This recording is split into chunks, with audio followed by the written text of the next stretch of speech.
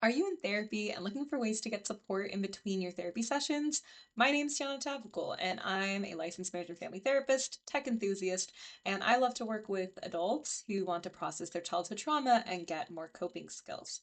So today we're going to go over 5 ways that you can use ChatGPT to improve the effectiveness of your therapy and also just not feel so alone in between those many days between those two therapy sessions. And so sometimes in between sessions, you want support because maybe it just feels really lonely, or you are getting overwhelmed because you talked about something extremely difficult in the therapy sessions, which happens all the time. Or maybe you just want to enhance the kind of work you've been doing and get better at the skills that you and your therapist are talking about.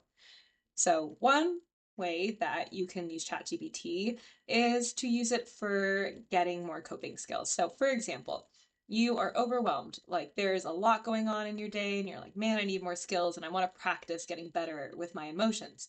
So, you say to ChatGPT, help me get 10 grounding skills for anxiety.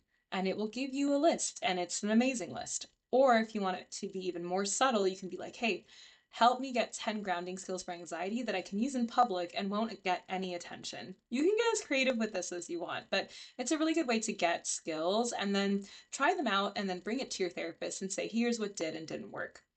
Another way that you can use it is to use it for journaling. So, say that you're working on something like people pleasing. Have it give you prompts by saying something like, help me have some journal reflecting prompts for reflecting on my tendency to people please. And make it, you can give as long as list if you want. You can give 10 questions, 20 questions, get as specific as you want, like help me with people pleasing in my romantic relationships with journal reflections. It can give some pretty cool stuff to work on. And you can even do things like help me to write about ways that my people pleasing showed up on this date, and here's what happened, XYZ. So it can kind of guide you through that. Another thing to use it for is organizing your thoughts before therapy sessions. So sometimes we have so much, so much to bring in because so much happens every week.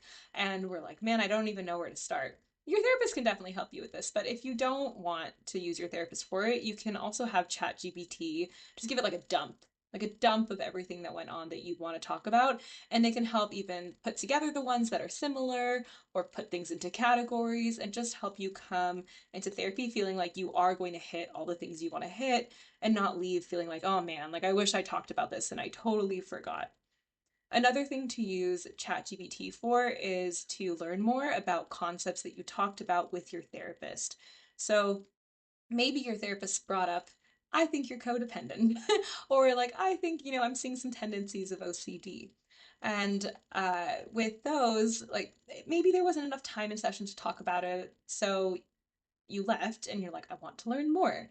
So have ChatGPT help out. Be like, hey, what's codependency? How does that show up? Here are some things I do. Is that codependency? And it's not gonna, give you always accurate advice, but it can give you some generally good tips or insights into what those things are and just help answer your questions in a way that sometimes Google is a little bit more like vague or you have to do a bunch of searching. It'll just do it all in one place. And then I'd say the last thing that I think ChatGPT is super helpful for is basically just practicing assertive communication and boundaries. So it does role playing with you, which is super cool. So you can either put in a scenario like, hey, I need to set a boundary with this friend. This is the kind of relationship that I have with them, and this is the type of boundary I want to set. Let's role play how I can do this. And you can even do it over audio. They have a feature now where you can press a little microphone or like some kind of audio thing, and then you talk at it and it will talk back. And you just let it know you want to role play. And then you get that practice before you actually do it with that friend. So you don't feel like you're going in with no script or template. So these are just some of my favorite ways to use ChatGPT. But I would say ChatGPT is not a substitute for therapy, just because it's more like a journal that you talk to than a therapist. It works with logical and cognitive kinds of things, but therapy is going to really focus on how to bring it into your body, how to make long lasting changes with it, how it ties to your personal stories in a way that ChatGPT may not have always the context of. So I would bring the insights you have into therapy, and then you're just going to get the most benefit from it. And just some cautions as well.